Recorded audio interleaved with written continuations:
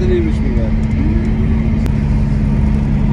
ببینید عشق میتونه با آدم چه کارهایی که بکنه. آخرش هم خودش هم میکشه. این همه شیرین چه بوده که این همه کار براش کردن؟ این مملکتی الان خوبی بوده.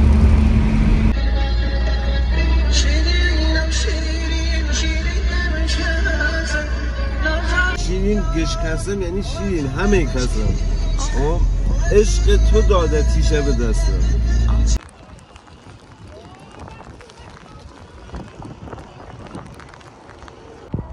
یه محبتی آقا اینا چی بوده؟ اینا کاخ ساسان مرداد بود. بله این آهنگ هم همه جا پخش میشه.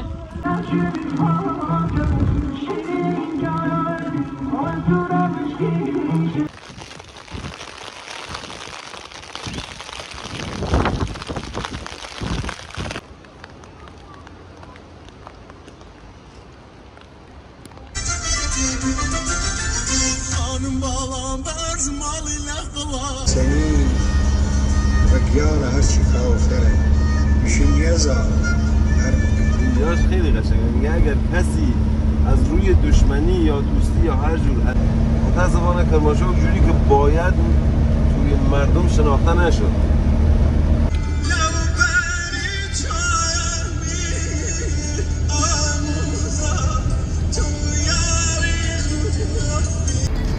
سلام دوستان عزیزم، حالتون چطوره؟ امیدوارم هر کجا که هستید سلامت و خوشحال باشید.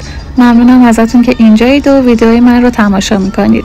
توی این ویدیو با هم دیگه میریم به بیستون کرمانشاه، کوهی که فرهاد قصه شیرین و فرهاد اونو به خاطر شیرین کند و من همیشه فکر میکردم این فقط یه داستان و واقعیت نداره.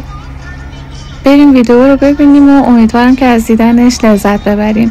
ممنونم که با لایک و سابسکرایبتون ازم حمایت میکنید. کوه بیستون یکی از سخت‌ترین مسیرهای صخره‌نوردی دنیاست. ببینید هیچ چیزی نداره که بخوای از این ور دیدی. یک کمپ هم داره. الان باید وایسین نشان دام بدن. اون بالا یک کمپ زدن. دیدید کوه بیستونه به خاطر این روش میگن. حالا جلوتر که میریم کنار جاده معلومه، فرهاد تراش معلومه، یه کتیبه ها معلومن و الان دور میزنیم از اون میبینیم. الان از بلد بشه فرهاد تراش رو میبینیم. همین کوه کنده؟ آره همین کوهی بوده که فرهاد تراش. آخه ببینید عشق میتونه با آدم چه کارهایی که بکنه. آخرش هم خودش هم میکشه. حالا اون قسمتش دیگه خیلی شیرین همون زن خسرو پرویز بوده. خسرو پرویز ساسانی. خسرو پرویز کاخ زمستانه براش درست میکنه تو قصر شیرین. یه میگن قصر شیرین اسم همونه. این همه شیرین چه بوده که این همه کار براش کردن؟ این مملکتی الان خوبی بوده. یعنی تو قصر شیرین یه جایی برای شیرین ساخته؟ یه قصری الان هستش. یه قصر شیرین مار شیرین بوده. به خاطر اون اسم گذاری شده. به به آقایون یاد بگیرن. دوستان توجه بفرمایید، از اینجا کم کم فرهاد تراش داره مشخص میشه. بالای اون درخت هاست، حالا نمیدونم الان بریم جلوتر مشخص میشه. آره اون فرهاد تراشه که میگم فرهاد تراش کوه بیستون اوناش دیدینش؟ اون تیکه که سنگا صاف شده؟ آره اون فرهاد تراشیده. حالا میریم از نزدیک هم میبینیم. اون فرهاد تراشه. اینجا میرفتیم مالا از اون راه داره. فرهاد تراشه که میریم جلوتر یه کتیبه ها و مرداد دوم و خیلی کتیبه تراشیدن بود، چند تا داره. حالا میریم توضیحاتش هم هست. ببین الان گردشگرها پاشن دارن میبینن. رودخانه گاماسیا به مردم خیلی تفریح میان اینجا. ماهی داره، همه چی داره. اونم بهش میگن پلفلزی بیستون. یکی از راه‌های اتصال او بر به این و رودخانه پلفلزی. این هم کارخانه قندشه. روبروی بیستون. این هم امامزاده باقره. امامزاده باقره. این هم که اسم کنیم بوی نفت خامه. نفت خامی که استخراج میشه این بوه میده.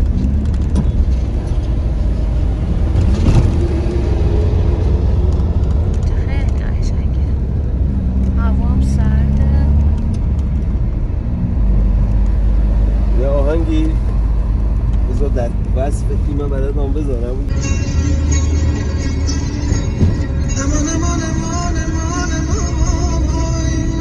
صدایی داره بسن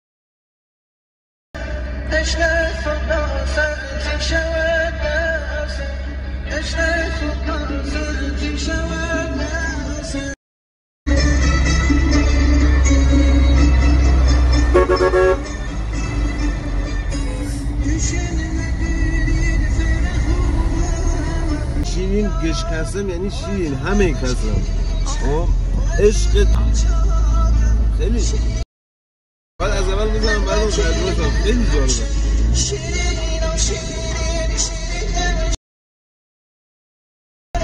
نازدار یعنی نازدار.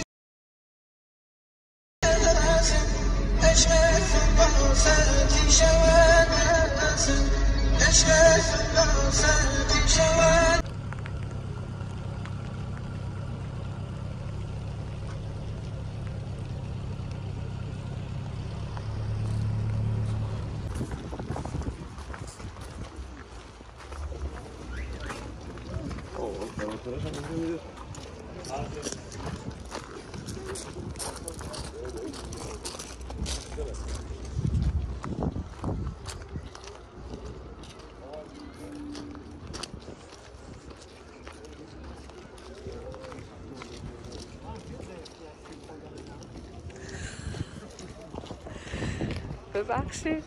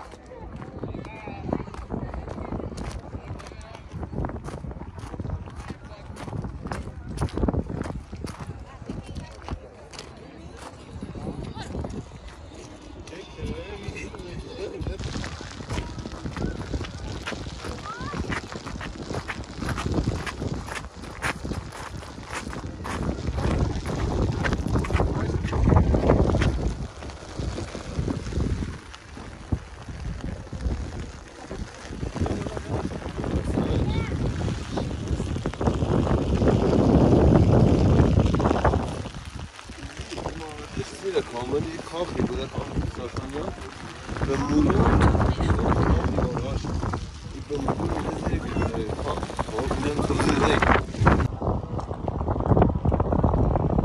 شکارگاه خسرو پرویز وسط شهر کرمانشاه است.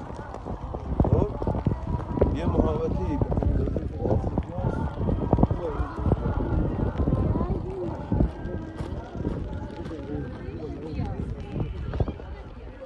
هوا داره سرد میشه، بارون هم داره شدیدتر میشه.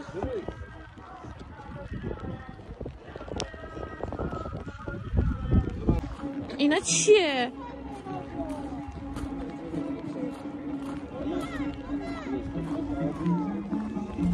آهنگتون رو داره میذاره. آقا اینا چی بوده؟ اینا کاخ ساسانیان.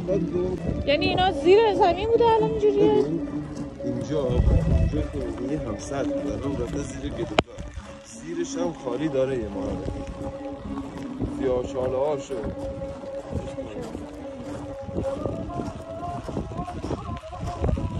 بله این آهنگ هم همه جا پخش میشه.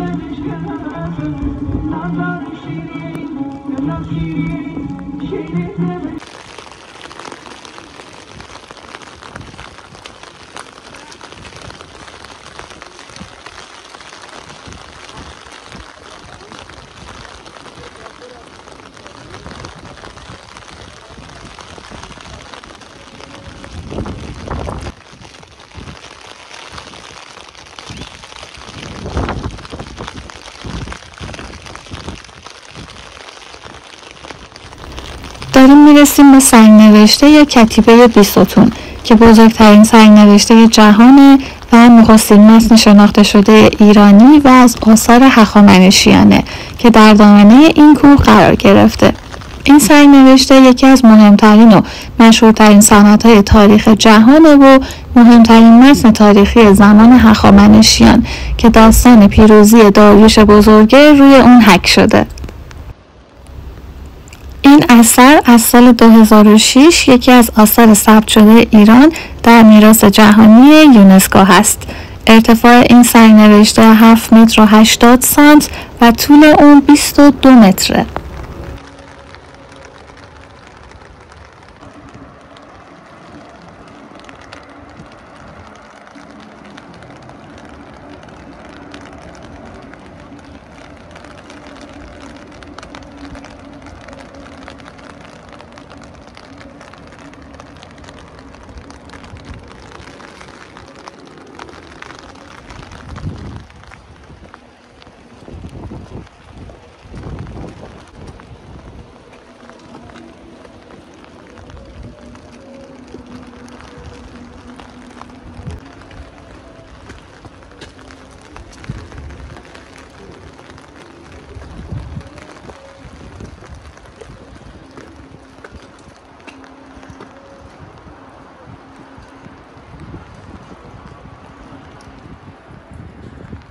نمیدونم اگر این داخل چیزی هم هست، قطعا یه چیزی هستش که دارن ترمیم مرمتش میکنن.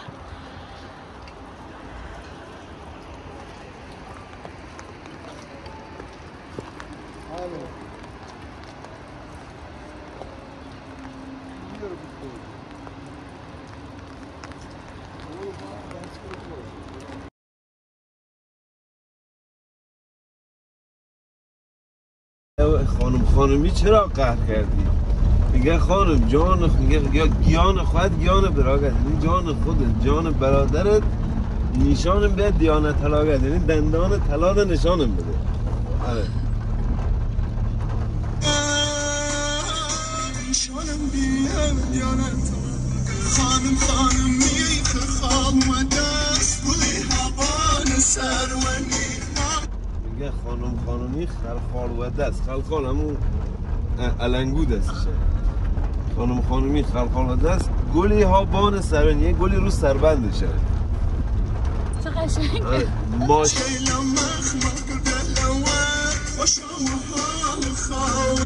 میگه ماشته ای از مخمل تنش کرده. ماشته یه لباسای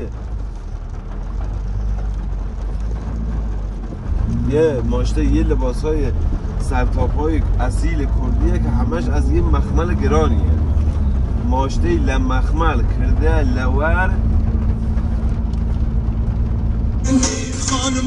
ماشته لمخمل کرده سوار خوش و حال خواهانی، یعنی خوش به حال صاحبش. اگر همون تکرار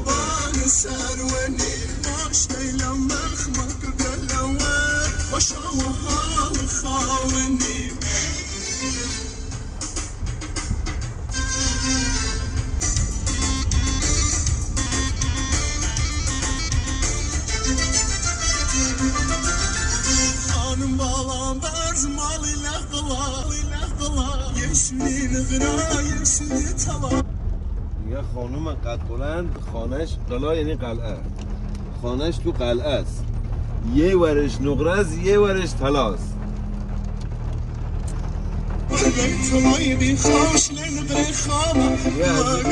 از این طلای بی خش و خط و خش و از این نقره خام دوگم ولای بیروده دامه. تو این منطقه کردنشین دو و مثلا مردی یا زنی که دوغ میگرفته دوغش باید خیلی با کیفیت میشده. این میگه دوغی که من دارم پیش این خانم از سفیدی مثل مدفوعا و چیزای حیواناته، یعنی خانش عوض نکرده، عمدن داره باز نمیکنه. اوش الان اینجا میگه شیرین زوال ارمنی دردت گیار ارمنی. این حالا در میزنم پیش خوده. دست بگردم تا نکی بیشی بچون در وا نکی. اگه با هم تا نکنی یا پشت در بگی برو در وا نکنی. اینجا مدی دیوانه که آگر و گیار.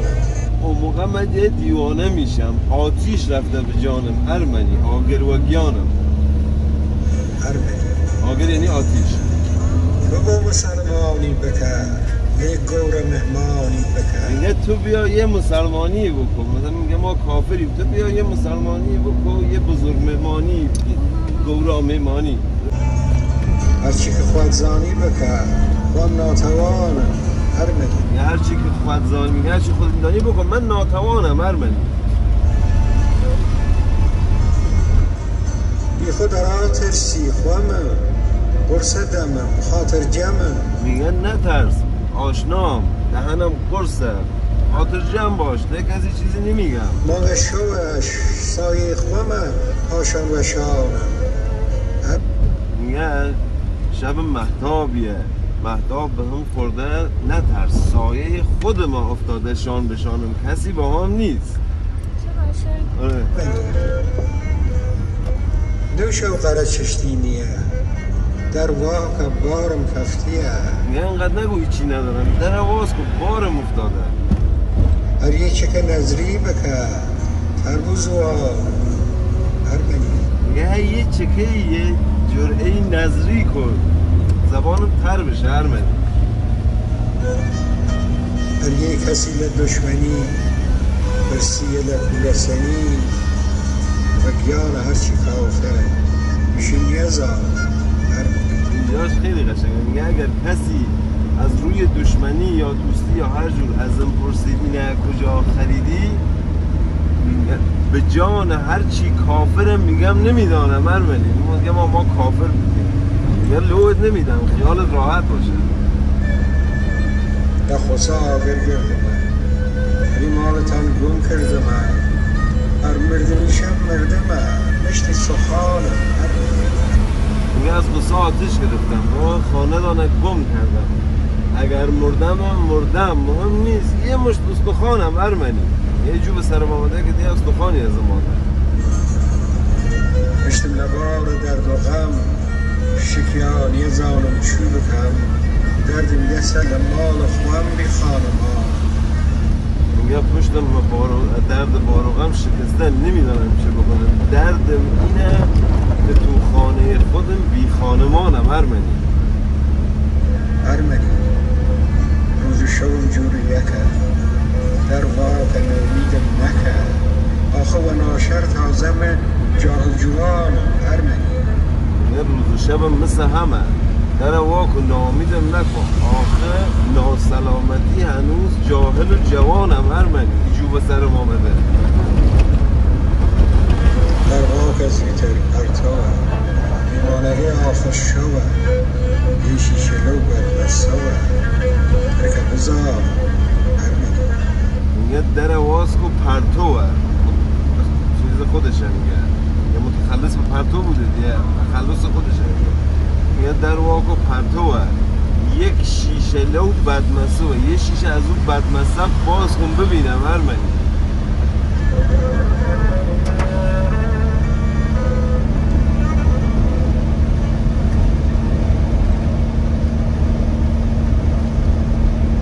متاسفانه کرمانشاه اونجوری که باید توی مردم شناخته نشد کرمانشاه خیلی حقیر کردن با این آهنگا و چیزایی که تو اینستاگرام میذارن یعنی هنرمندای خیلی بزرگی داشته خیلی قشنگ بود. الان همین هم خیلی خوشگل بود. اون اولیه هم خیلی قشنگ. حالا من براتون میذارم الان چند تا آهنگ ببینی حسین صفامنشه برید دخترموش آهنگ میخوره آموزاگیان عموزاده فقط ساختار موزیک و صدا